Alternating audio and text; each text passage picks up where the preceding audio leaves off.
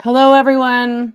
We're here. Thanks for tuning in. This is Where Are All the Women? And all of us are here, like even more of us than usual. Usually it's just me and Mary Lou, but today we have Nina Paley. Hello. Thank you for joining us. We're really excited that you're here. Well, thanks for having me. I'm so excited about the topic.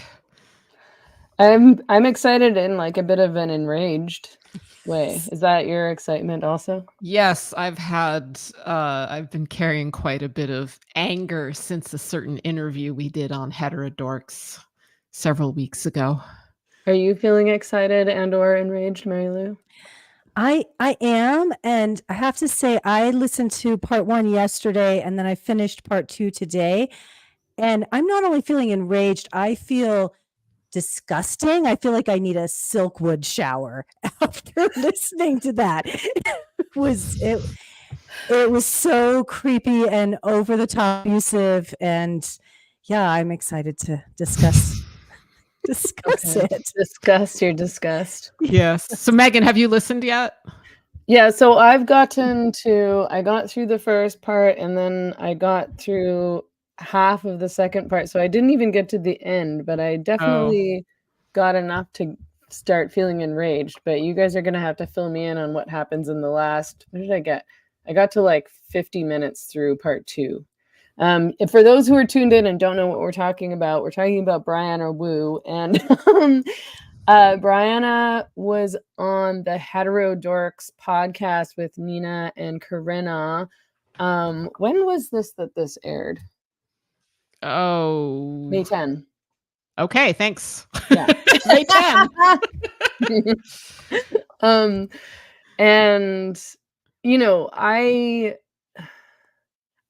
couldn't believe seeing him on trigonometry complaining about progressives, all as though, this was the first thing that annoyed me as somebody whose long history with Brianna has been him calling me a transphobe on Twitter and probably having some role in having me banned from Twitter, I presume, because he's spoken openly about consulting Twitter on their moderation policies for years prior to Elon Musk. Like up until 2021, he was directing Twitter's moderation policies. And then he's on trigonometry saying that, like, I have to tell the truth. It's the progressives that are really mean and they're doing all this canceling. And, we always thought we were the good guys, but we're not. People have this perspective of us as meanies. And I'm like, what? Really? Wow. Like groundbreaking analysis, Brianna. Thank you. So I'm interested in how you ended up interviewing him, how you and Corinna decided to bring him on as a guest. Did he reach out to you? Did you reach out to him? So Corey had been communicating with him, seeing as he is of Corey's. He's a sibling of Corey's. They're both trans, presumably medicalized men. Now, I had no idea that it was not common knowledge that Brianna Wu was male. And I had no idea that Brianna Wu thought that people didn't think that he's male. This was interesting. Sorry to interrupt, but yeah, like I also, when I tweeted about the trigonometry interview recently, and I think referred to him as this guy and or he, him or something. And several people messaged me, some of whom were like journalists saying, what? Like, wait, is Brianna trans? Is Brianna a man? And I was like, yes, because he's done such a good job of hiding this over the years. I think he's kind of scraped the internet of his history and for a very long time presented himself as a woman and refused to acknowledge not only that he's a male, but even that he's trans, Yeah. And I was like, how could anybody who's seen or heard him think that? He is so obviously trans. Yeah. Because people's brains have been so softened up and destroyed by this narrative. They don't let themselves question. And the fact that he is so powerful, he has scrubbed the internet of his past. Well, he's pretending to be a victim of cancel culture. This is a guy with a lot of power in tech that he's able to erase his origins and go after anyone who mentions his transsexual status. Yeah, so I didn't know this stuff about him. I didn't know he was a bully who controlled information about him online, presumably through bullying, and who knows how else. I was very open-minded, and Corey just said, Brianna had been saying some base things lately, and would I like to talk? And I was like, yes, of course, that sounds great. Like, wow, there's, people can change. That's cool. And I didn't know that much about him in the first place, right? It was like Gamergate, something having to do with video games. People were upset, didn't really care. He had some role in that. I don't care.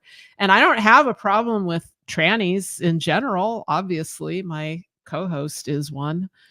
So I was fine with that. And the title of our episode is Brianna Wu based? Because other people were going, oh, perhaps Brianna Wu has become based. So wait, sorry. So when you went into this interview, you didn't know that he was male, or I knew he was male. Oh, okay. I just didn't know. I didn't know that much about him. Like Okay. I didn't know. I knew he was male, but I didn't know. I didn't know he was a bully. I didn't know. You didn't know that he'd been hiding the fact that he was. Yeah, I didn't know he'd been hiding the fact. Exactly. I didn't know he'd been hiding the it. fact he was male. I didn't know that he actually thought he was passing as female. And I guess he is. I guess when you control online information, I guess anybody who sees or hears him and goes like, whoa, that guy looks like a dude. The first thing they would do is go to Wikipedia, and there's nothing on his Wikipedia page that has any, and they would like look around the internet for some clue, and I guess they wouldn't find it, and then they'd just go, okay, I guess just some women, look like that, sound like that. Yeah. Act like that. Which again was all intentional. He's made sure that there was no sign of this on Wikipedia, and that in, articles about him, they were identifying him as woman and so on and so forth. And I suspect, I would love to get some kind of, Twitter files on the TERF bannings and see who is behind that, because I'm just sure that he had some role in all of that.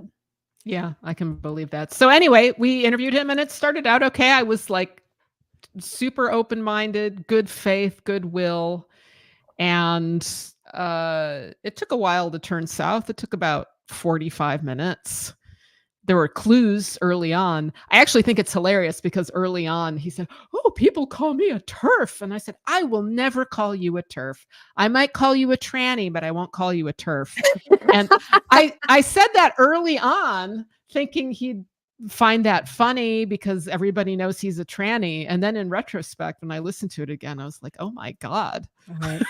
I think that was the initial narcissistic injury that he experienced in the interview, is you could feel him just stewing about it. He wanted to be called a TERF. He seemed proud that people now mistake him for a TERF. And then I literally shouted with joy when you called him a tranny.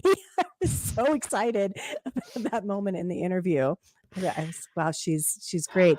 And I was surprised he didn't react right away, but I think he was saving up his rage. I think he was probably shocked too. I think he's not used to people referring to him in ways that he hasn't, pre-approved, essentially. I don't think that very many people would refer to him in that way.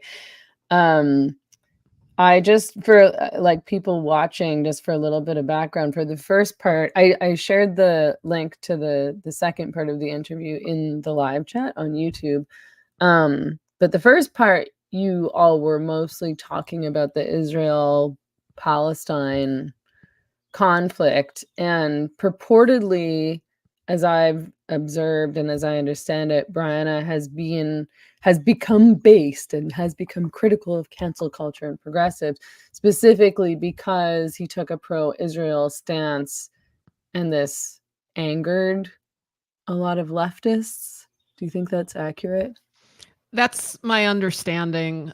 The first part of the interview, he says, I think pretty clearly, I'll have to review it again, but I asked like what his connection to Jews is. And he said that they have written him big checks for his progressive causes. And it's like, it's right there. And it's like, he's such an opportunist. It's like, of course, there's this wide open niche, right? Like if you've been getting funded by this group and now what a brave stance to take. I support my funders. Yeah. And now you're like, your colleagues are being overtly anti-Semitic. It's like there's money just sitting there for him to get if he just takes this position. And it's like, of course he should be filling this niche, right? It's stupid for his colleagues to be biting the hand that feeds him. So he's like licking it. He's sucking the fingers. He's like, come back. He's already run for Congress once. Listening to him speak to you, watching his rehabilitation tour that he's doing right now, I think it's pretty clear he has political aspirations still. And you're right that this is, he's going for the funding. He's an opportunist for sure in more than one way. There's the amount of people in the live chat who are saying, both from Twitter and from YouTube, who are saying, wait, Brianna Wu is trans? I'm gonna be honest, I didn't know Brianna Wu was trans. I cannot believe how well he's pulled off this charade. Yeah, I had no idea people thought this. But yes, when we released that episode, people were also saying that they had no idea he was trans. And yeah, you can manipulate information online. I think that he, because he came through Gamergate and he infuriated so many incels and misogynists in the gamer community, a lot of men who aren't as good as women at clocking who's male or female fell for it a little more too, right? With watching him speak up for women in tech. And I think to most women who are aware of this issue, the guy is obviously trans. He's a huge hulking bloke with an AGP voice. He's not passing that well. Well, at the same time, when the whole Gamergate thing happened, like as far as I can tell, Brianna Wu is well known because he inserted himself into this Gamergate thing and claimed to have been harassed as a woman because the gaming community is sexist. That was his stand, and he presented himself and did his online activism as a woman and as a feminist. So he would speak on behalf of women and feminists. And people like Anita Sarkeesian supported him as a woman. Zoe Quinn too, obviously. And there's a lot of, if you read, there's like 1 million Kiwi Farms threads on him. So obviously I did not get through them all, but gosh, Kiwi Farms was a good site, eh? But like there's a lot of speculation that he faked the harassment, that he posed as his harassers and as these gamers to present himself as this victimized woman, the victim of these sexist gamers, which I buy. Yeah, that seems likely. I did think after the interview we did, if he wants to help Jews the way he helped women, like Jews stay away from this man. You do not want him helping you. He gets off on it. Like he's not the first or I don't know. There are gay autogonophiles, but whatever his thing is, he's not the first who I've met that has a kind of fetish for being an oppressed woman. Absolutely. He's claiming it's part of the costume that he wants to put on. Yeah, and I mean, well, because I think for a lot of these trans activists, these like men identifying as women, it's that they, they like the idea of being sexually harassed. They like the idea of being subject to sexism because according to them, it legitimizes their femininity, right? They're real women because they're being treated badly like real women are or should be. I think there's something more to it than that. I'm thinking of this other man in particular that emailed me all these descriptions of him, people trying to rape him or raping him because he was a TERF. There's something, it's not just an affirmation of the femininity. There's something grosser going on, I think. Who knows though? I mean, it's really hard to, we're just being like armchair psychologists here about somebody who is lying. That's my full-time job. That's my favorite thing to do. Sorry, go ahead. When he reached out to Corey, implying he was based now, was he just talking about Israel and Palestine, or did he say from what I could see, he's trying to present himself as more reasonable on the trans issue too? Did he want to say that he wanted to talk about that on the show as well? I think so. And I don't know who reached out to whom. I don't know if Corey reached out to him. I just know that they were talking.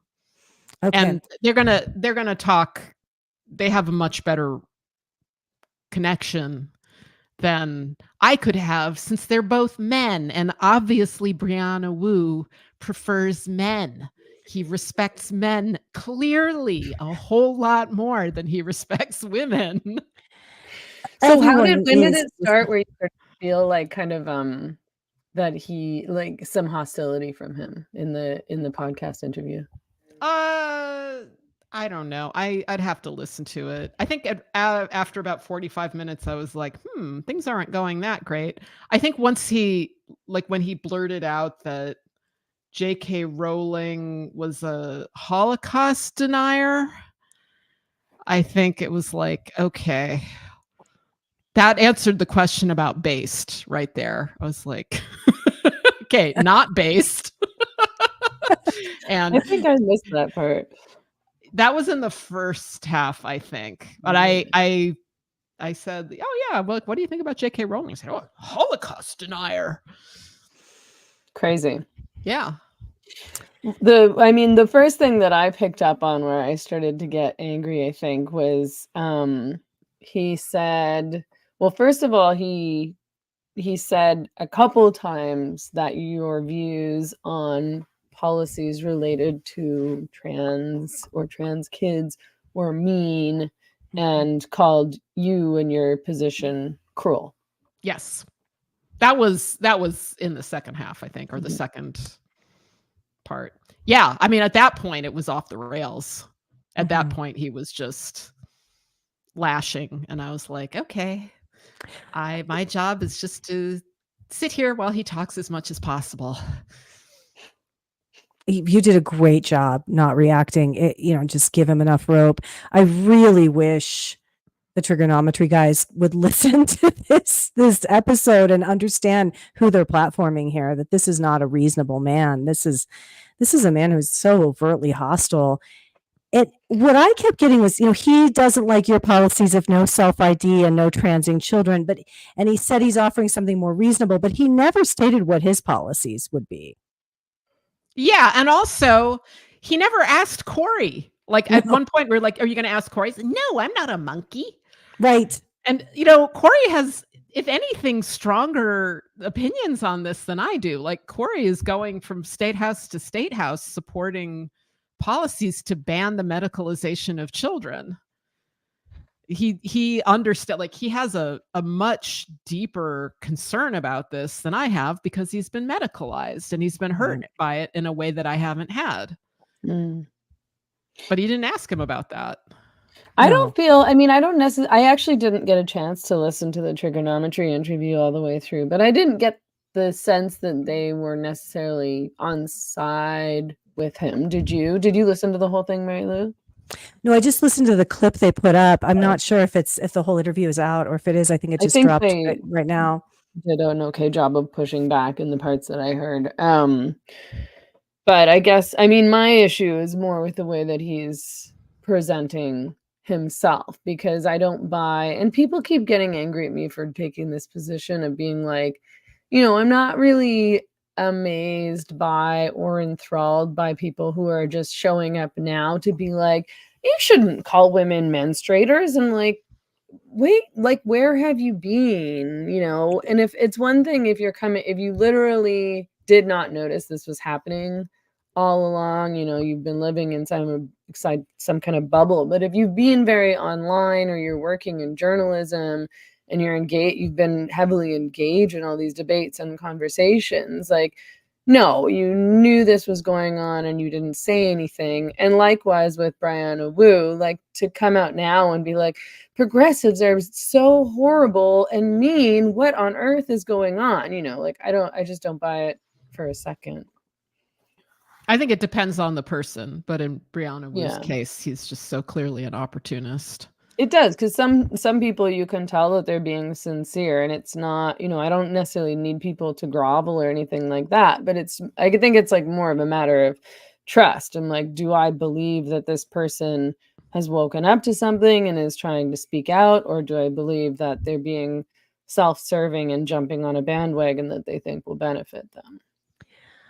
I think he's angry about how anyone can call themselves a woman now, when he has gone, he kept saying, if someone's gone to all these links, that they wanted to kill themselves if they didn't get to be a woman. And they've had, he's been castrated, they've been gender mutilated, he's been taking cross-sex hormones. It looks to me like he's probably on androgen blockers as well, which, then we would talk about his mental state from all those drugs. But he at one point even said, shouldn't I be allowed on the team if I've done these things? And I think he's very angry about the non-binary issue. He got angry about generally intact males exposing their dicks at Planet Fitness. He wants to be acknowledged as a woman, but he doesn't want everyone to be. Yeah, I thought about that aspect of it. I call it the sweat of the brow theory of transsexualism, because there's the sweat of the brow theory of intellectual property, that if you make some piece of art that nobody commissioned and nobody asked you to do, but you worked really hard on it, there are artists who think that they should be paid because they on their own decided to make a piece of art that nobody asked for or negotiated a contract for, and now they're owed. And I'm like, yeah, so he worked really hard on this, right? And now he's owed. But it's like, dude, we did not ask for this. No one asked you to do this. This was your thing. Right. And it's not our problem if it hurts your feelings when we clock you as a man and call you a man, even though he was so fixated on that. And he agreed that Indiegogo and other corporations have a right to deprive you, Nina, of a livelihood because you're mean to him and his castrated brothers. Yeah, he wouldn't say him. He never acknowledged that he was trans and talking about himself. Oh, you're right. Right. Yeah, I mean, he compared you to someone using the N-word or putting swastika flags up at their house. That was just delightful, because I was doing this interview on the second day of Passover. And, of the three of us, the one who is the Jew is me. So he's all like, yeah, support the Jews and all that sort of stuff. And he's like comparing the Jew on the podcast to a Nazi on day 2 of Passover. That was delightful. Yeah, like, I mean, and it's just, I mean, this is yet another reason why no one should buy anything that he's trying to push right now. But because if he claims to be speaking out, he's critical of cancel culture. He hasn't been canceled. I mean, yeah, there's leftists who don't like him and are saying mean things to him on Twitter or arguing with him on Twitter. He hasn't been canceled from anything. There's nothing that, as far as I can tell, that's ever going to impact his employment or efforts to, work in politics or whatever. And meanwhile, this has really had an enormous impact on your career. And his response is, well, don't you think that if somebody starts using the N-word and putting swastika flags up at their house, other people should be able to decide they don't want to work with them or associate with them? Yeah, that was an aspect of, he was just abusive at that point, where he was blaming me for whining that I wasn't even really canceled. Plus, if anyone was canceled, it was him. He suffered much more than I have. And he's so much more mentally healthy and has his act together. And I'm just, flailing in a pool of self-pity. I'm just a little whiner. I'm just a whiny little bitch. And that tactic, he's not the first person who's used that. I think we're going to find that a lot more often. People who are, they're cancel culture deniers. They just like outright deny it. And anybody who's been canceled, they'll just say is like a weak, whiny bitch. Well, and I think, he sort of behaved as though you were really overly fixated, like you were obsessing over this cancellation to the point where you'd made it your identity. I mean, there's so many condescending things that he said, passive aggressive things that he said, but one of them was that he was like, why do you, Nina, what did he say? It was something like, why do you feel the need to make turf your identity? Yeah. He said, why is being a turf a bedrock of your identity? Like, as if, because I thought about that, I was like, oh, I can see him saying something like that to me, as though, any of my real life and social life or my friends, as if that has anything to do with who I am as a person, like as if me and my friends are like talking about being turfs or anything like that, as if anybody that I'm friends with, really thinks of me in this way and not just as like Meghan. Well, see, he wouldn't know what it's like to actually be canceled.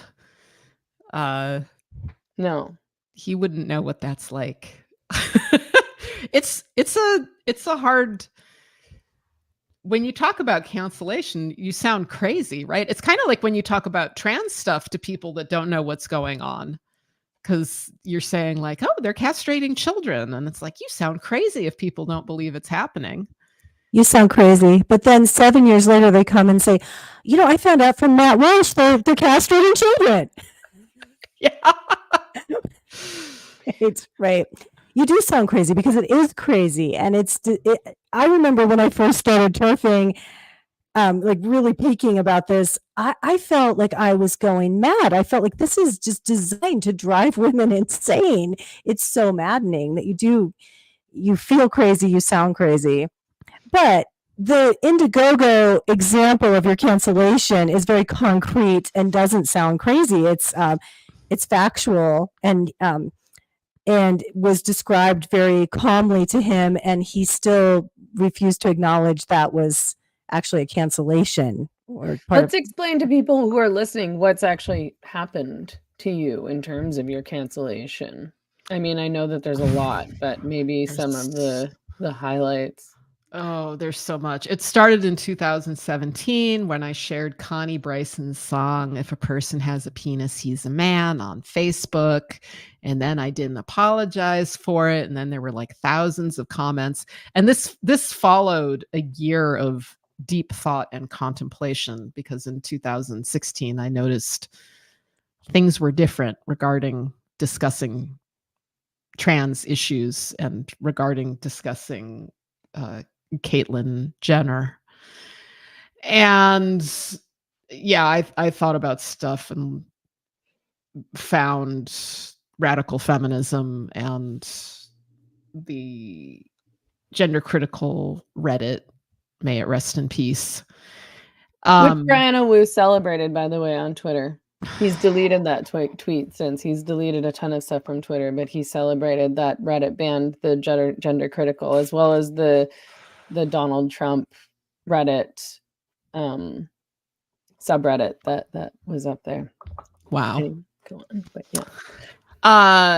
he was going Yeah, on. so 2017 is when it started, and I had been invited to be a judge at a film festival. I think it was the Niagara Film Festival, and then I was just like immediately canceled for no reason, just canceled.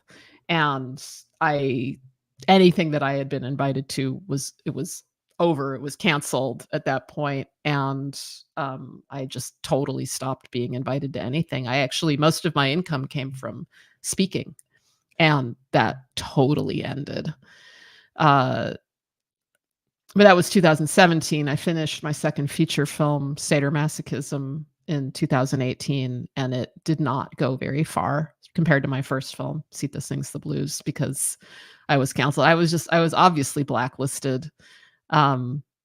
And every once in a while, there would be a festival that hadn't gotten the memo, and I'd be invited. And then a week later or 2 weeks later, they would say, "Oh, wait, we can't have you. You're a bigot or whatever." Or sometimes they would even be honest, and they would say, like, "No, I don't think you're a bigot, but we had to talk to the local LGBTQ center, and we cannot afford to have them boycott our thing."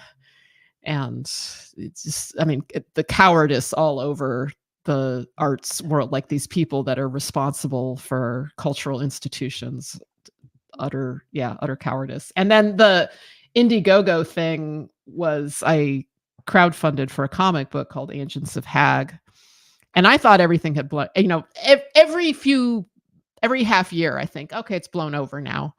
And I was able to raise 150% of my modest goal. And I thought, good, stuff is just blown over. It doesn't matter now. I can be in the world now. And then they held on to the money for 2 weeks. I think they had 3 weeks to send it to me. And right before they were required to send it to me, they canceled it, removed my access to all the records, and automatically refunded all of the backers. And did not give a reason, except that I was not complying with their terms of service, but they didn't say how.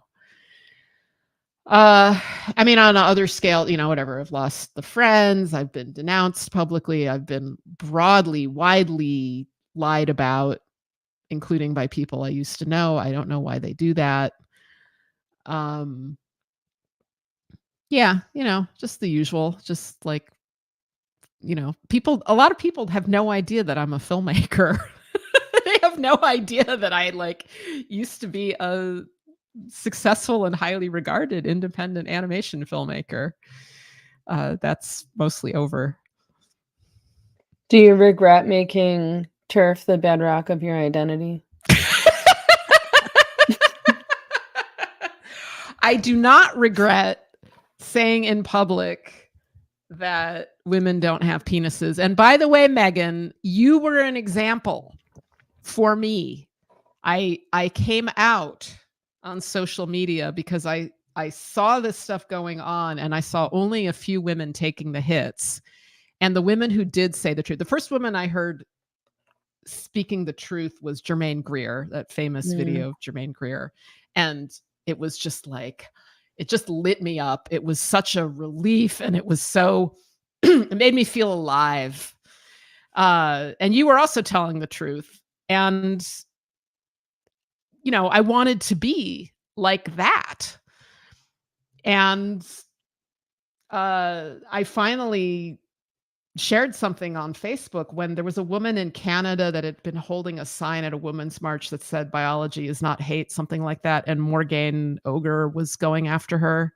Yeah. I think that was maybe at the Vancouver Women's March, even, where they had this eunuch sadomasochist speaking about how sex work was empowering for women, who was also responsible for canceling all sorts of local women. This is a man, of course. But yeah, I think at that same the women's marches that were happening, that must have been back in 2018 or something like that. I think that was 2018. Yeah.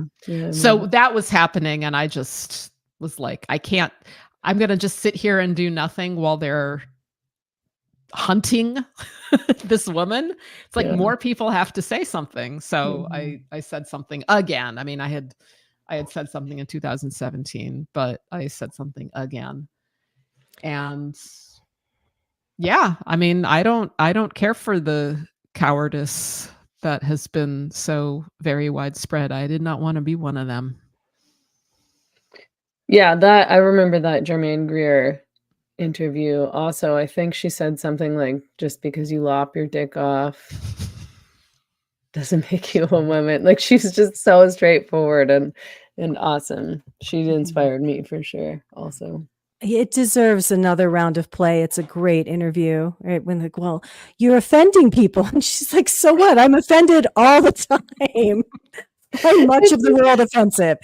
She said something like, try being an old woman. Like, you want to talk about being insulted? Try being an old woman.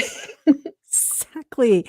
And I loved what she said of you can hold a knife to my throat and I'm not going to say it. I'm not going to say a man can turn into a woman. There's nothing you can do to make me lie about it. It was absolutely beautiful how brave she was. Yeah. And it really sparks something in me. You know, life gets very dull and heavy and gray when you can't tell or hear the truth. Mm-hmm. Yeah. And it's just this like moment of color. And it's like, yes, I'm alive. So you were a rising star. What year were you winning awards for Pete Sings the Blues?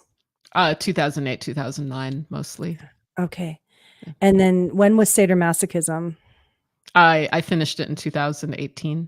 Okay, and right. released it, and it just sort of, it went over like a lead balloon, as we say. But that's largely because of my destroyed reputation at that point. Do you think, and there's no way to know the true answer to this, but what's your intuition and intuitive feeling of, do you think that Brianna Wu really was unfamiliar with your work and has never seen This Land Is Mine or any part of your work? It's possible. The internet's big. I'm not in the gaming world. If he's into animation, it's probably, you know, anime or porn or something. Game, so. Yeah, that's entirely possible. Yeah, I mean, I thought that was yet another condescending response when you and Corey mentioned This Land Is Mine, which, you know, a lot of people have seen and is, of course, really amazing. No, I've never heard of it. In such a How are you canceled when you're such a nobody? Right, exactly. Right? And he was so incurious and dismissive, like, oh, I'll have to, you know, would have been kind, even if it was a polite lie to say, I'll have to look that up. I'll check out your work. He was absolutely dismissive of your artistry, not interested at all. Yeah. I was like, this guy does not like women. This guy is a misogynist. And I think it's hilarious and appalling that he has positioned himself as a champion of women and that he cares about women's issues. He likes women who say yes. He obviously likes compliant women, and a woman that is not on board with every stupid thing that he says, he has real hostility towards. And that's not pro-woman. It's like, I mean, everybody likes compliant women. There are no misogynists if the test is a compliant woman who does whatever you tell them and agrees with all of your bullshit. Right. Yeah, I mean, I think everything that he's saying now is just completely, it's so ironic. You know, he had this one tweet, I think, when I first was catching on to him trying to position himself as based or anti-cancel culture or whatever, or as like a critical thinker.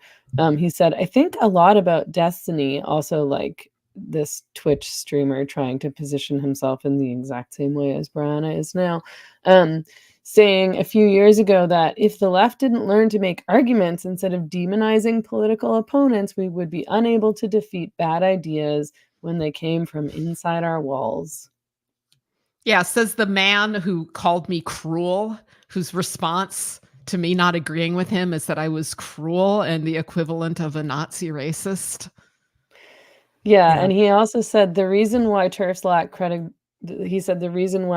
lack credibility and why your political project is doomed I think I can't remember what the rest of the sentence was, but something along the lines of, because you guys are being mean and dehumanizing people. Like, he's essentially behaving as though people who say that men are men and not women are these extremists, and that, and this isn't like, I don't even like the term political project to refer to so-called TERFs, because it's not a political project. It's like the right to name reality, I think. Yes, it's about protecting women's rights, but more than that, I think the right to name reality, the right simply to say, this is a man, this is a woman, this is a girl, this is a boy.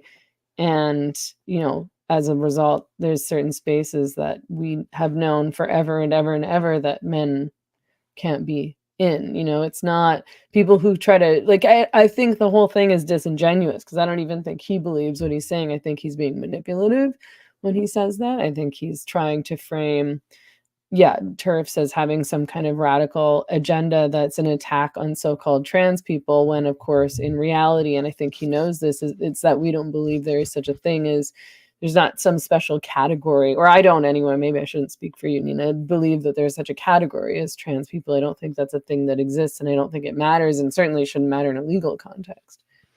Well, I do think that there are, it's weird that we use, it's a problematic word, the word TERF. I've decided to embrace it, but mostly like in a funny way. Yes, exactly. It's a funny I'm not word. taking it literally. It doesn't really make any sense, but it's cute. I think at this point to me. I mostly embrace it too. We must admit that there are some extremists on our side who dogmatic. Yeah. Are yes. Who are dogmatic on their side, yeah. Who are embarrassing and very similar to trans activists in their own way. I mean, I've been attacked by many of the gender critical, they call themselves. They've gone after me for all sorts of things. Like I'm mean and I have wrong positions in a wide variety of ways, including most recently my explanation of why some of us are late all the time. My attack on Taylor Swift was another bad You're a one. ball cupper. You're not mean. You're a ball cupper. Yeah. Ball bomber. I'm a ball cupper too. I cup the ball, the imaginary balls of my autogynephilic pervert co-host of Heterodorx. Right. Cupping the balls of your castrated co-host.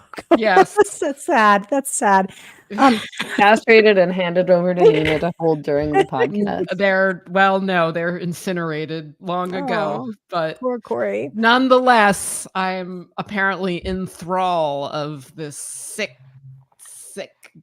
man who's got to be an autogynephile who's wearing woman face in a woman suit.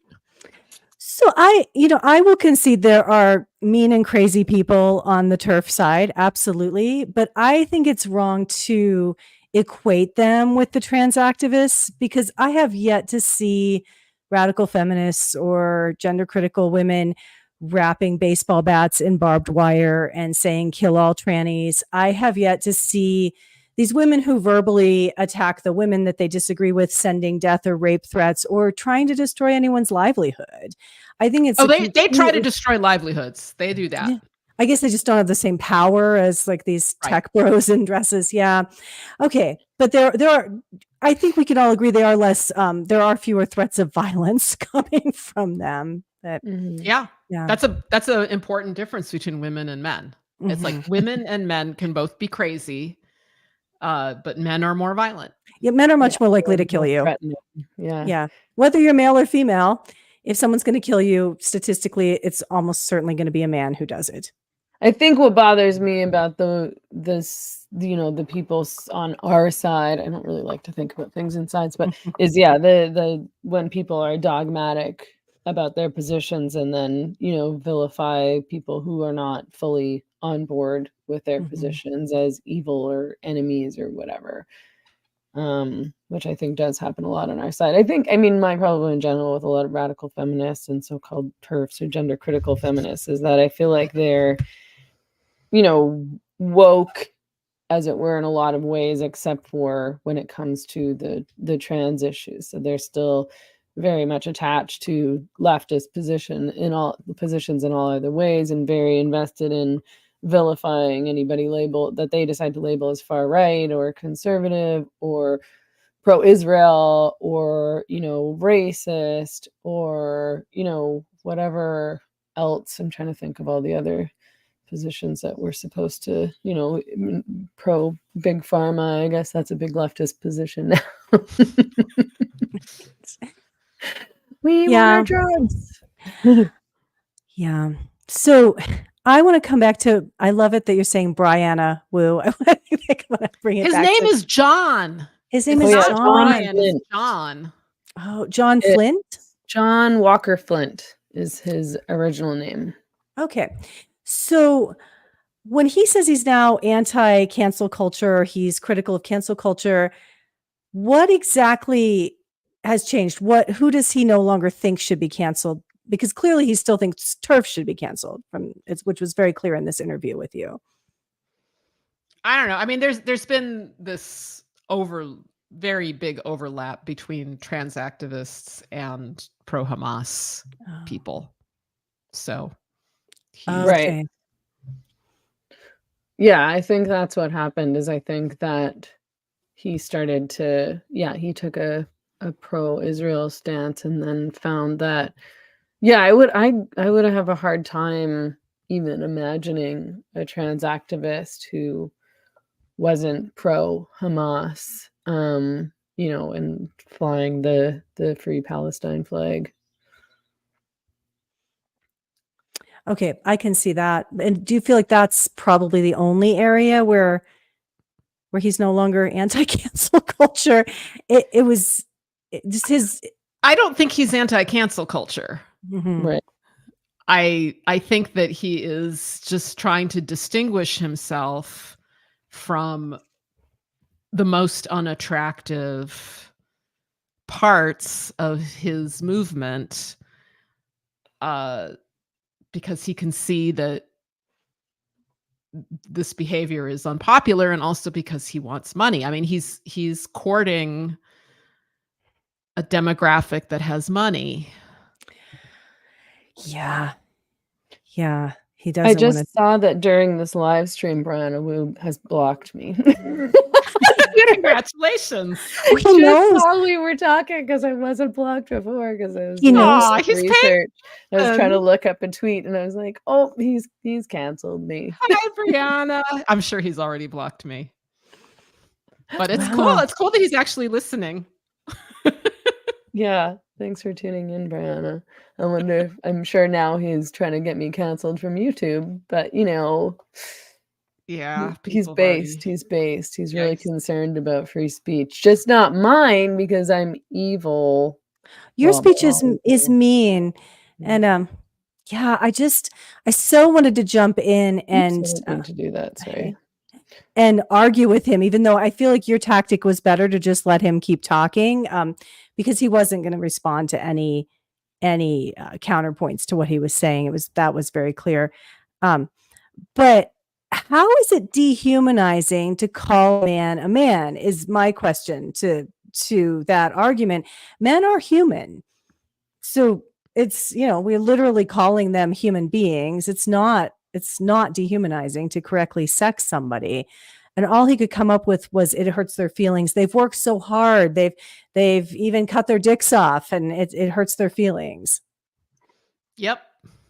It's not right for a woman to say no to a man. Oh, yeah. He said that you were insecure. He said, like that. How are you? You must be so insecure in yourself that you have to go around calling men. Yeah. The projection is strong in this one. Right. Yeah, it was very uncomfortable sitting there being projected at like that. It really was gross. I hated it. My body hated it. Like, I was having a physiological response to it. I was doing my best, but it was like, I'm so glad you weren't in the same room with him. I think that would have been more injurious to you to have to sit in there with him. But the way he instantly pivoted in his attitude and and respect whenever he was talking to Corey. It was so fascinating to watch, where he just, obviously likes Corey and respects him, and he could go from just spewing contempt at you to smiling pretty at Corey and having, a nice conversation, even if they were disagreeing. Yeah, I noticed all of that, and I talked to Corey a lot afterwards, and I was like, I never want to do something like this again. It was similar to this interview we did with Grace Lavery, which is one of our earliest trans activist interviews. Which one is Grace Lavery? He's a professor at Berkeley. Oh, he's the one who's married to... Is he married to... Mallory, yeah. Mallory Ortberg. Right. Who I don't remember her She new name. trans, yeah, it's like Daniel, I think, and they have like a third person. Oh, that, and they talked about this article briefly, I think, on a stream. They wrote about their little polycule in New York Magazine, maybe. Yeah. So that was a really difficult one early on. And what happened? It was just gross. You have to listen to it. Listen to it's called Trano a Trano with Grace Lavery. Brilliant. Well, because we had our own Trano in Corey. See, Corinna invites guests where he knows a lot more about the guests than I do. And I'm just like, yeah, okay, I don't know much. I'll just, sort of be there and ask a few questions, but you'll drive this one. And inevitably what happens is I get a lot more involved, whether I want to or not, than Corey does. People are calling him Grace Lavery in the live chat. I don't really understand what the background is on that nickname, like gray as in the color and then slavery is in the last name. Yeah. But listen to that episode too, for another person that we let him unroll a lot of rope. What was Corey's impression when the interview was done? How did he say he felt? He felt fine. He thought it was good. He thought I would feel better once it came out, and he was correct. I actually felt somewhat transformed once it came out, because this is not the first time I have been abused in this particular way by a man. And it's always been in secret, and there's never been witnesses. So to have it witnessed was a relief, not just for this particular interview, but I felt like a lot of my past got a little bit healed from having witnesses. Can you explain for people who are listening, who haven't listened to the interview, what aspects of it you thought were abusive? Saying I hadn't been canceled, like this, like the major trauma of the last 8 years didn't happen. And if it did happen, it was my fault. That you deserved it. Yeah, and I deserved it. What else?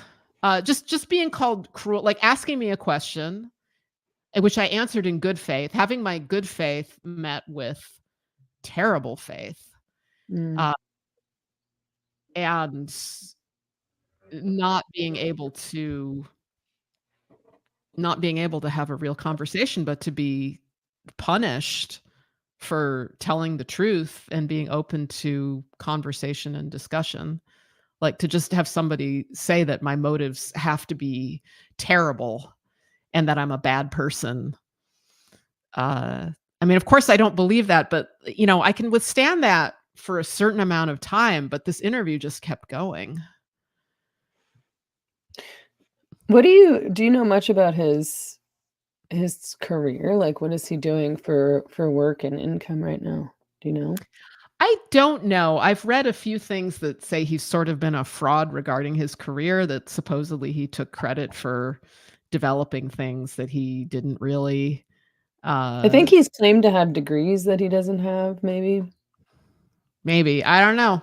But no, I don't really know what his career. I mean, I would totally believe he's a programmer. I mean, fits the profile.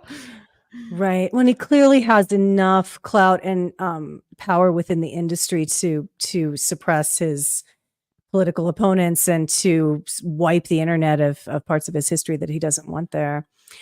But how if someone's lying about their sex, how can you trust them about anything that they're saying about themselves?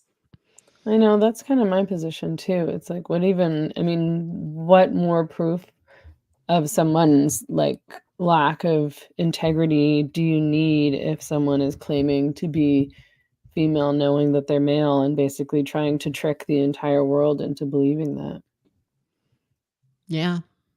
It's not just, I was born male, but I feel more comfortable in this way. So I got all these surgeries and now I'm on these hormones and that's that. But refusing to acknowledge and punishing people who do acknowledge and erasing your entire history. I think he started transitioning at like 29 or something like that. And as far as I know, based on what I've read, his sort of entry into the world was he developed a game. I think that maybe his parents funded, he got money from his parents, wasn't a very good game, and and then got involved in this whole Gamergate controversy, and then since has had political aspirations. And this all sounds like a political, financially led shtick that he's working on here. So if anybody has questions in the comments, please use the super chat. Otherwise, I probably won't notice them. Don't forget to like and subscribe. I put links to all of Nina Paley's work and sites in the show notes on YouTube, and I also just stuck them in the live chat. But you can find Heterodorx, which is her podcast with Corey at heterodorx.com. So I see a comment here in StreamYard. Somebody says part-time Wikipedia editor is his job. Yeah, no kidding. Yeah. I mean, you actually have to have a lot of tech knowledge and a lot of time on your hands to get anything done on Wikipedia. So it's all run by tech bros, essentially, I think. So Kiwi Farms is still up and running. For some reason I thought that had been destroyed. No, you have to find them in the web archives. Okay. Yeah, they did finally manage to destroy it, which sucks because even when they were trying to destroy it, they're still getting it up on various different servers and stuff. But I think they really did kill it, which why didn't somebody's in the comments is asking, why didn't you pull up his thread on the farms, Meghan? I did for myself. I wonder if that's what you're asking. Somebody had asked a question to Nina about stealth trans trying to befriend us, and I'm not exactly sure who that's in reference to. Is this something that makes sense to you guys? Have you found that there are stealth trans trying to befriend us? It's a stealth trans. Yeah, maybe you can clarify in the live chat. Man who asked this question. Nina, how dangerous are these stealth trans shills to our movement that are now trying to befriend us? This is something Sean is asking. So is the idea that Brianna Wu is stealth trans? He's stealth. I mean, I guess he thinks he's stealth, but it's just like I can't think of him as stealth.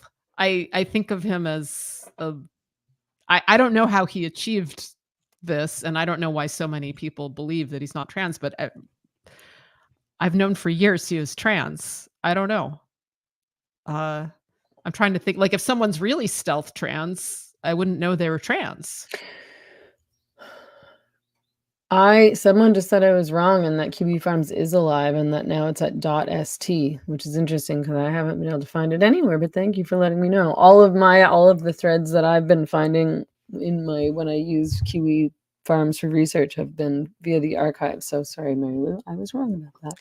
Apparently it's out there still. I used to go down the Kiwi Farms rabbit holes and just really, it was really bad for my mental health to read just how bad it was. But Kiwi Farms was the site that blew open the AGP angle for me of really understanding just how deep the porn addiction and the autogynephilia and how these sexually perverted men are gaining so much power in our culture.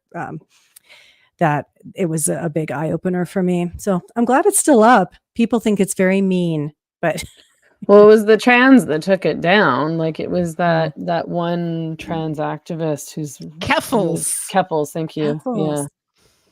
He was responsible for killing or attempting to kill Kiwi Farms. I mean, this is what they seem to do, right? These trans gamer porn addict techie guys seem to control the internet, having women banned from social media and having all this information. It's so strange to me that they're able to scrub the internet in the way that they are. Like for a lot of these guys, it's practically impossible to find any real information about who they are and their histories. It's all gone. I mean, except for on places like Kiwi Farms. I was really bummed that the Internet Archive removed access to Kiwi Farms. So I'm a huge fan of the Internet Archive in general, but that was wrong. Internet Archive, put Kiwi Farms back, please. That's wrong. Memory hold, like Gender Trender. Remember Gallus Mag's Gender Trender? And that was an amazing site, and it has been completely wiped from the internet. You can't find it through the Wayback Machine. It's oh really? Not even on the archives? I can't find it in the archives. It's gone, and it should be chilling to anyone whenever things are being thrown in the Orwellian memory hole, never to be seen again. Yeah, because the Internet Archive, they pride themselves on being the antidote to the memory hole, but they're memory holing stuff too. But I know that there are trans activists working at the Internet Archive. I know that there's at least one. There's at least one who denounced me many years ago, and it's very sad. What's their reasoning for getting rid of stuff on the archive? I don't think they have to defend it. I don't think anybody challenges them. I mean, I tried asking many times and I never got an answer. So when pressed, they just don't answer. Rib Rascal asks, have you heard their new ward cry, death before transition? I have not. I have. Corey wrote a great piece on it, actually. Oh, okay. Death before detransition. Oh, okay, maybe that's what Rib meant. This says, have you heard their new war cry, death before transition? Yeah. But maybe she meant, or he meant, death before detransition. Yeah. Well, anyway, I don't even know what Corey's Substack is. I think it might be corinacone.com. I don't know, but he wrote a very good article called Death Before Detransition. Recommend. Whose war cry? Trans activist. The trans activist. Okay.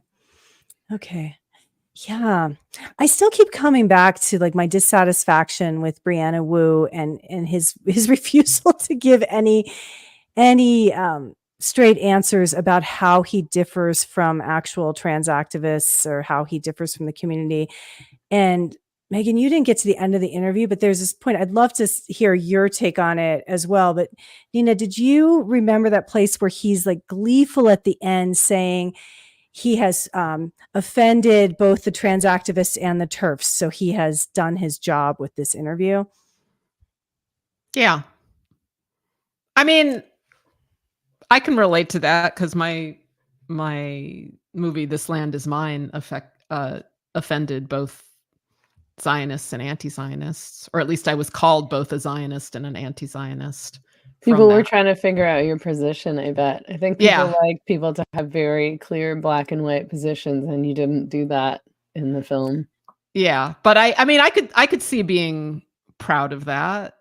I mean, if he were in any way an honest person with principles and integrity, that would be a fine thing to say. But he's pretending to be.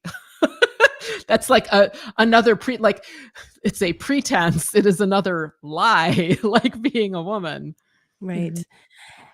It sounded more like a politician to me. That's what he's running on, is he's the reasonable one. He's not like the crazies on either side. And that this had been a calculated move and a success on his part to reach that. we know he's going to run for office, right? I mean, it seems like he's positioning himself for that. Shouldn't he be running already? What's he going to run for and when? I don't know. I think he ran for something at some point, some time ago. Yeah, he did. Yeah. Right. In Connecticut or Massachusetts. Yes, he ran. He was a candidate for Massachusetts. Don't make me say that word. It's a hard one. 8th congressional district. We're going to make you spell it. Like, they don't know how to say it. I only read that word. I've never been to Massachusetts. Did I say it differently both times? Massachusetts. Massachusetts. I'll spell it out. I'm turning red in the stream. Anyway. Yeah. So what's he going to run for and when? Like, if he's running for something, shouldn't he be running right now? Oh, that's a good point. He's probably positioning himself for the next cycle. But I'm sure he advises lots of political people. I mean, he basically said that, and that's really disturbing. It's almost worse. It is worse than actually being the candidate in a small local election. Yeah, I think the fact that he's openly, he says, this is recent. I've never talked about this before, but in the aftermath of Gamergate, I worked extensively with Twitter trust and safety to help improve Twitter's policy. That's everything Elon Musk wants to dismantle. He's complained numerous times about Elon Musk's new free speech policies and saying that, they're really dangerous and so on. And so I don't know how he thinks he's going to get away with. Maybe he will get away with it. Portraying himself as invested. He keeps trying to say, he's very invested in democracy, and these leftists are anti-democracy. And meanwhile, he just wants to be in charge of what everyone is allowed to say online, period. Wu consulted with the company's trust and safety team in an unofficial, unpaid capacity from 2014 to 2021. After years of working with the company on reducing hate speech and harassment, this is his quote. Then she said that Elon Musk was undoing. I'm reading a quote from NBC. Sorry about that. This is not my words. I should have clarified. He said tech titan Elon Musk could undo the platform's progress. Wu believes that loosening moderation on Twitter could be bad for democracy. Bad for democracy. Too much free speech is bad for democracy. Wow. Too much calling men is bad for democracy. That's his position, and I hope everybody remembers that. So, in conclusion, is Brianna Wu based? No, Brianna Wu is not. The final based. question. Absolutely not. I was hoping listeners would figure that out for themselves. I didn't actually say it in the summary. Brianna Wu is not based. Yeah, now we know. Well, you did an excellent job, Nina. I really, really commend you for your equanimity while you're being attacked by this horrible, creepy man. Well, thank you. So now the question is, will people pay any attention? I guess none of us have seen the trigonometry interview. I know. I wish that I'd had time to listen to it before this stream, but instead I was busy reading Kiwi Farms threads and listening to your podcast interview, so I couldn't get through it. So yeah. I guess I have a hard time listening to these. I really like the trigonometry guys, and I think they usually do a really good job of pushing back. And I think they ask good questions. And they tend to usually not fall for people's BS. So I will listen, but I also suspect it'll make me angry because I really don't like Brianna Wu, and I think he's full of shit. And I don't like listening to people lie for 2 hours or try to like portray themselves as something that they're not. And in general, I'm hating.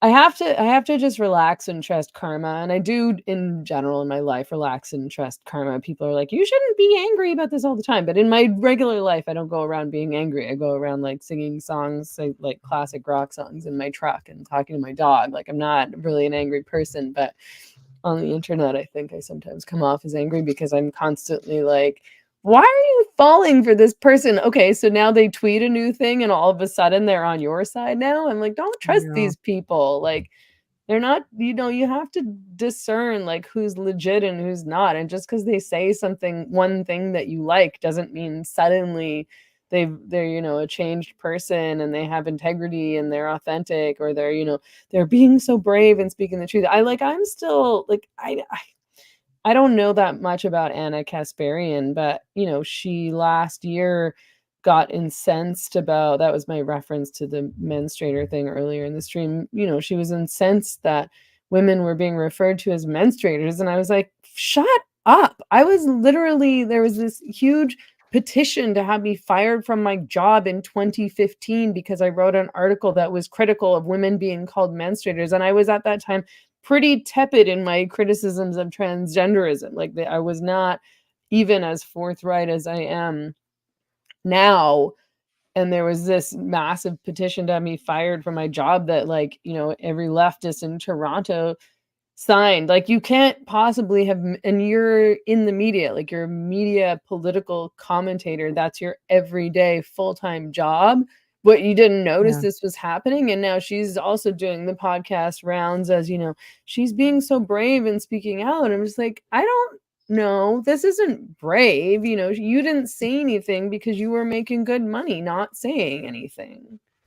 Right. And now it's lucrative to be shocked and appalled that women are being called menstruators and front hole havers and breeders and bleeders. Now you get more of a platform in certain spheres for saying it. It's such cowardice and such opportunism. My favorite example of somebody who changed their position for real is Sal Grover. Oh, cool. I didn't know that she used to have a different position. She is so on fire now. Well, so I was very reliant on the gender critical Reddit. And she showed up there and she said she had this thing called Giggle. And, that was sort of where she was investigating because some things were going weird or wrong with Giggle. And she was sort of defending trans stuff a little bit. And for about a month, people were arguing with her on that. And then she changed her mind. And she is just like the most fiery, brave speaker on this stuff now. And she was like really tepid before. But many of us have been there, right? Like I used to, I used to be,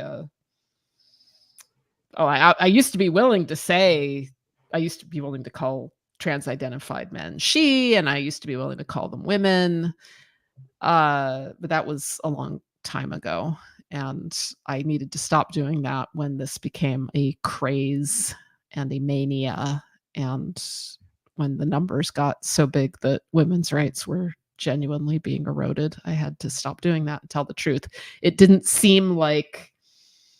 really seem like much of anything in the 90s to do that.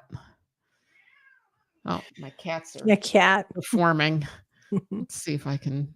Yeah, I think when I first tried to start speaking out about this, I wasn't really quite sure what to do about the pronouns thing, although I figured it out pretty quickly. But, I think I called Caitlyn Jenner she on Facebook in a post or something, and some of the rad femmes screamed at me. And then I think shortly thereafter, I stopped doing that. I was like, this is just confusing and pointless and stupid. Like, it does not help my argument in any way.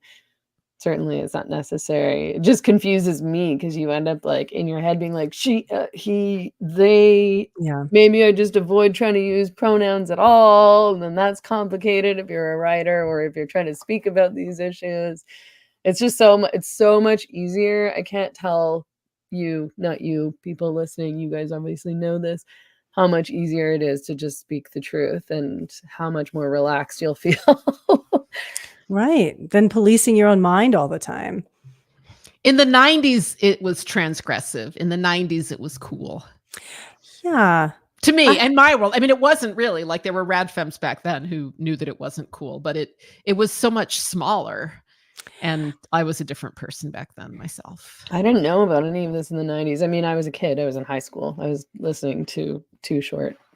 Well, I think we're the same generation, Nina. I'm born in 1969, so we're the coming up in that third world wave transgressive. And I always felt very uneasy about the MTFs. Like it felt very sexist to me. It made me feel uncomfortable, but I also felt like it was transgressive. I was still holding on to this idea that it was going to be somehow liberatory for women, and reacting to a very conservative Catholic upbringing and just kind of parroting whatever was offensive to the people who raised me, but it didn't take me long to see the misogyny and just to see how absolutely destructive this was to women's rights and to women's dignity. Took me a long time. So in 1997, I went on the Jerry Springer show. Oh, really? A wig and a lot of makeup. And I went with a group called the Church of Euthanasia, whose leader, Reverend Chris Corda, was in drag. And was it a joke or like political theater or something? It was political theater. Yeah. It was sort of an art project, sort of political art, whatever. But there's this great moment in it where Chrissy, who's wearing a dress and a wig and makeup and, looks very good in drag, announces that he's a man.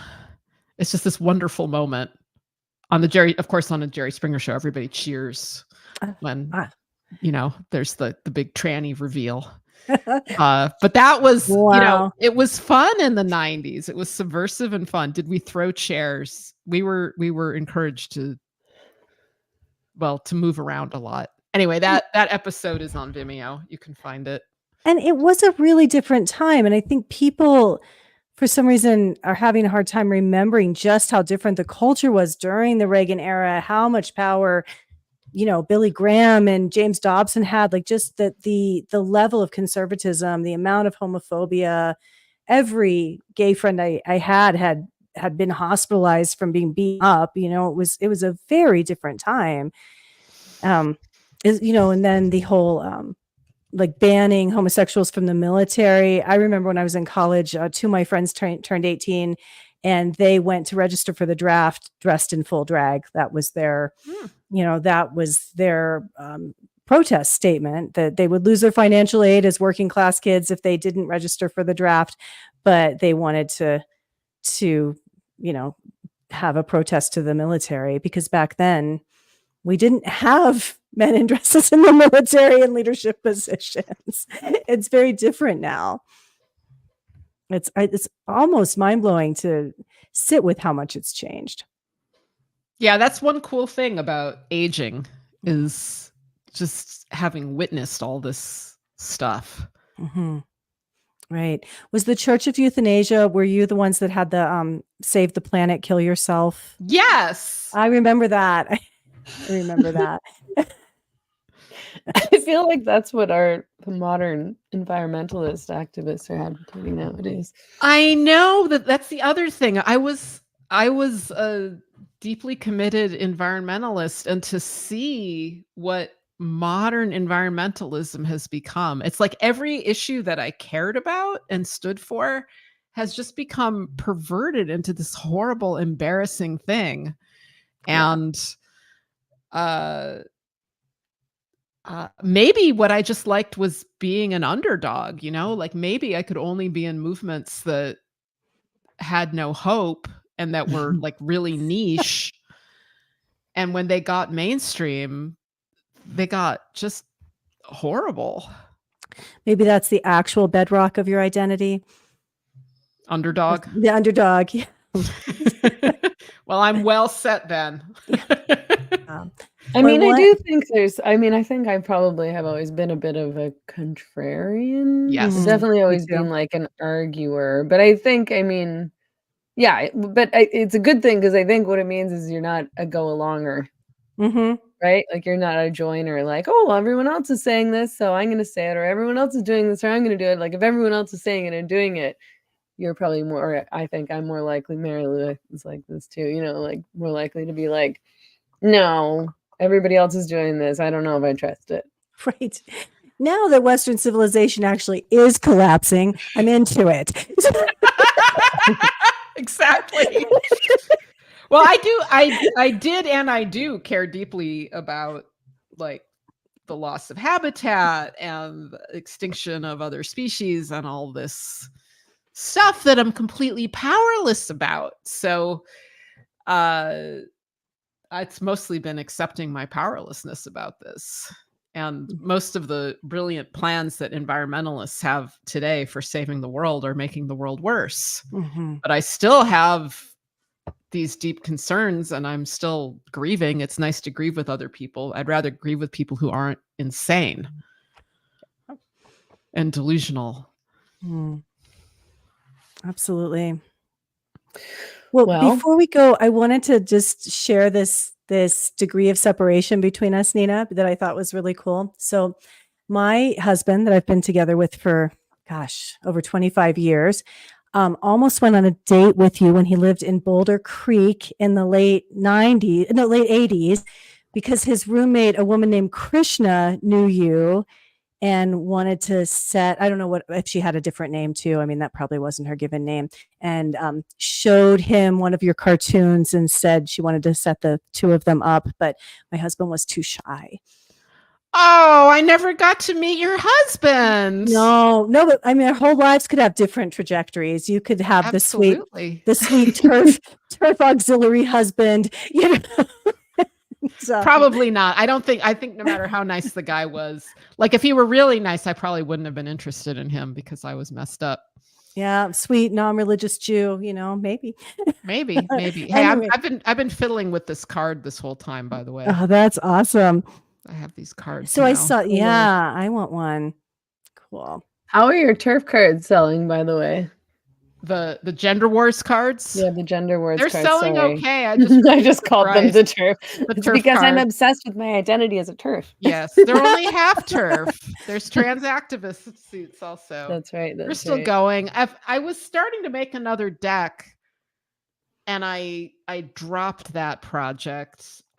Maybe I'll finish at some point, but like the infighting on our side got too depressing, and I just was like, bleh. But I think that the gender wars cards are a great marker of a particular point in time. Yeah, they're awesome. Yeah, everyone go to Nina's site and buy some cool merch and watch her amazing work. Sadomasochism, Sita Sings the Blues. So most of the clips I see are pulled out of sadomasochism, right? Of This Land Is Mine and the you gotta believe in something. Is that true? Yeah, those are part of sadomasochism. By the way, the merch is at store.ninapaley.com. Merch is waiting to leave my house. Right. I put the link to the gender wars cards in the live chat, but yeah, store.ninapaley.com.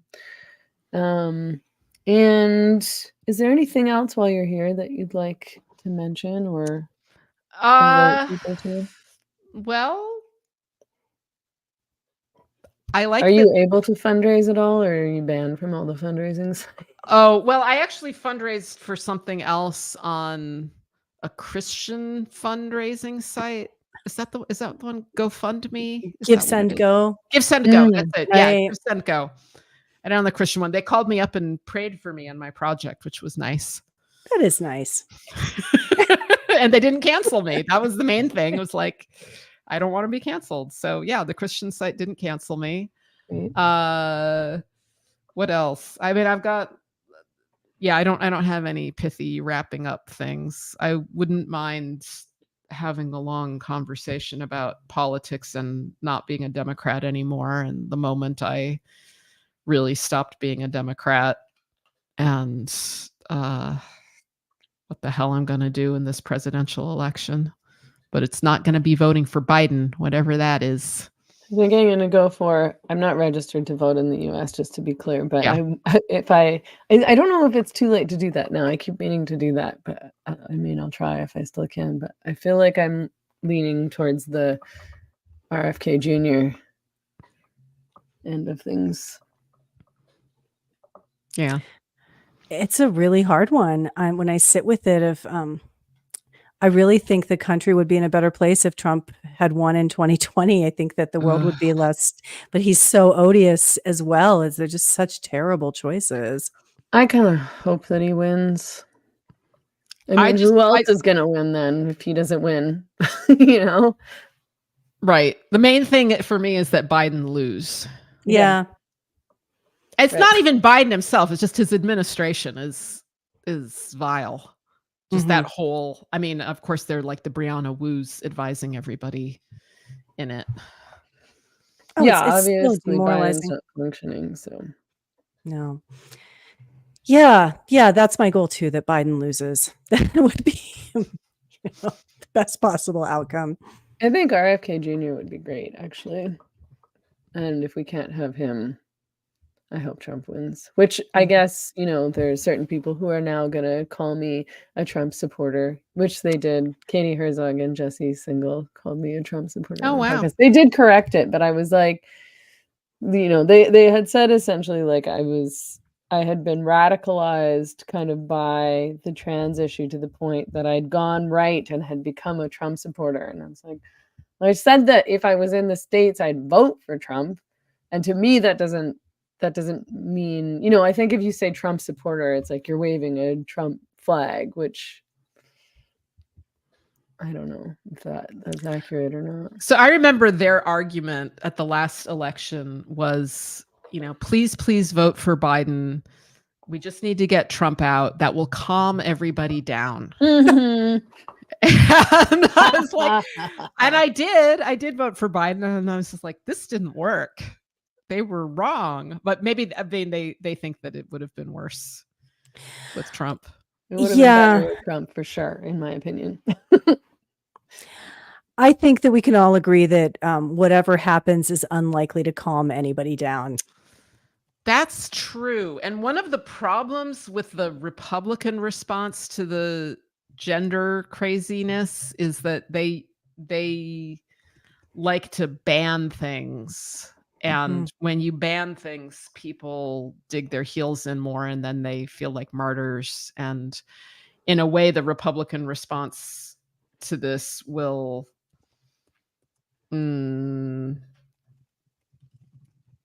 give spiritual energy to the religious zealots of wokeism, which is going to ensure they stick around longer. Like I want there to be some way for this to just burn itself out because it's crazy. But yeah, that's I genuinely think Trump is better for American workers than the Democrats are. Yeah.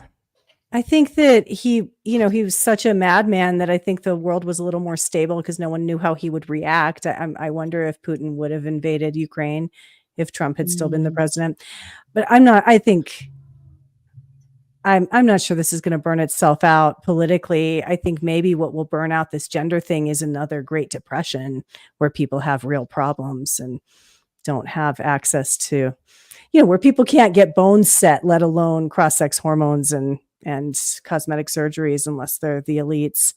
I worry that's where this is going is just a complete collapse of our economy and our society. And then we'll have new things to complain about. I mean, what's interesting is that in Canada, so we just did this event in the Cowichan Valley on Vancouver Island around all the gender identity stuff. And this beautiful young woman in, I think, her early 20s spoke in the Q&A. And she had fallen into what she calls, the gender cult, this trans cult in Vancouver, and, had body dysmorphia, had trauma from her childhood, as it seems almost all of these girls do, and had gone so far as to get a mastectomy.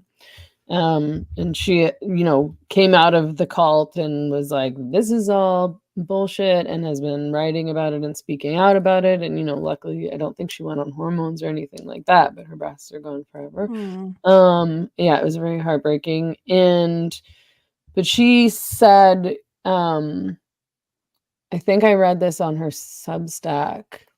She'd been pushed to get the mastectomy even sooner than she wanted to. Like, she was like trying to make an appointment to get it done in like 6 months or something like that, and they called her 5 times trying to get her to come in sooner than she even wanted to do the appointment. Like, oh, we can get you in this month, we can get you in next month, we can get you in 3 weeks, like pushing, which was crazy for me to hear, because Canadians are on wait lists forever, to the point of it being dangerous to get other surgeries done that they need to survive.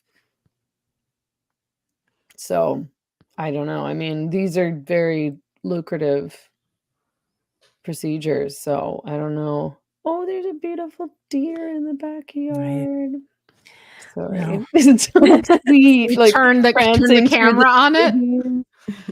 I think Nice. I don't think it'll see it through the window. Anyway, sorry. See, I'm not angry. Like, animals, nature. But yeah, like, I'm wondering, yeah, to your point, like, I'm like, maybe they'll just keep pushing, trans surgeries, and they'll get those done really fast, but you're not gonna be able to get an organ transplant or like a knee replacement or, a heart, whatever surgeries that they do on people's hearts. I don't know what they are. You know what I mean? Like, Yeah, well, one weird thing that happened to me this last year is I developed Crohn's disease. oh, right. Incurable autoimmune About that. condition. And suddenly I'm treated really well by the hospital here, which has never treated me well before. Like, That's they've treated interesting. me terribly. But now I have an incurable chronic illness for which there are treatments that my insurance pays for. And the retail price of these treatments is $20,000 a dose. Yeah. And the Yeah. doses are every 8 weeks. And so I'm a cash cow now for Oh, them. okay. Yeah, like, I'm a professional patient now. And a lot of things make sense in this weird way. Like, it shouldn't be this way, but the way the system is like, oh yeah, I'm a continual revenue stream for them forever. Jeez, right. Right. Because they don't like it when there's a cure. They like it when there's a very expensive lifelong treatment. Which Yeah. if you're on this trans path, then you are a lifelong patient. Right. Oh yeah. Totally. Right. Totally. Yeah. So I didn't do this on purpose, and it really sucks to have Crohn's disease. I've heard. But I now have some firsthand experience with being treated better by the medical system. That's so fascinating. Mhm. Yeah. Well, doing your part to keep the economy going. Yeah. Again, professional patient. Wow. Fortunately, nobody actually pays the full $20,000 per dose. But even if it's like $1,000 or $2,000 per dose, that's still quite a lot of money. Crazy. Right. Daughter of Earth says, you all are nuts if you think gender is the most important topic and out of touch with normal people, especially poor people. If you think Trump is better for working class people, well, I think you're out of touch. Meghan Murphy is cupping Trump's balls. Trump is better for working people in America because he's not giving all the jobs away to immigrants. So I think that's a reality. But also, I mean, I don't think that gender is the most important topic to people at all. But I mean, the forcing of transgenderism and gender identity stuff onto people from all of these politicians who are supposed to be on the side of working class people, I think does bother working class people. And I know this because I talk to working class people in person. And because, they have, if you have kids in school, then you're going to be angry about Soji. Like, if you're a regular families and working class families don't generally want their kids being taught that maybe they're the opposite sex and being exposed to all this queer theory stuff in school. They don't. And that's what's happening in Canada in any case, in the public schools and in the private schools too. Actually, most of the private schools seem to have embraced all of this as well. Like, they don't want pride being shoved down their kids' throat at any given moment. Mm-hmm. Oh, look, I'm getting advice for my Crohn's disease. in the comments. Eat the steel cut oats. And eat meat, eat just meat. Just meat. Oh, well, then you can't have the oats if you're only eating meat. I know. There's that's what happens with the Crohn's disease is you get all this conflicting dietary advice. And then you go to the Crohn's forums and you read other people with Crohn's disease who have tried doing these things. And you learn that these $20,000 a dose monoclonal antibody treatments are actually the best treatment that has yet been found for Crohn's. And you do it. So I've known people who have had Crohn's and it sounds horrible. Yeah, all these autoimmune things that are plaguing us right now are it's just horrible how many people are dealing with this. Yeah. All righty. That depressing note. Well, I'm glad you're feeling better with the Yeah. monoclonal antibodies. So. You look yeah, good. I mean, not perfect, but they're definitely better. Mm. Thank you, everyone, for tuning in. Mary Lou and I are here every Wednesday evening at 6 p.m. Pacific, 9 p.m. Eastern. Don't forget to like and subscribe. It helps support the channel. And thanks so much, Nina, for joining us. It was so great to see you and talk to you. Yeah, it was great to see you. Great to meet you, Mary Lou. And thank you so much for letting me rant. Oh, thanks for interview. Maybe we can have you on later as we get closer to the election and discuss all politics. It'll be fun. Yeah. Anyway, thank you so much. Okay. Thanks. Okay. Bye, everyone. Thank you for tuning in. We'll see you next week.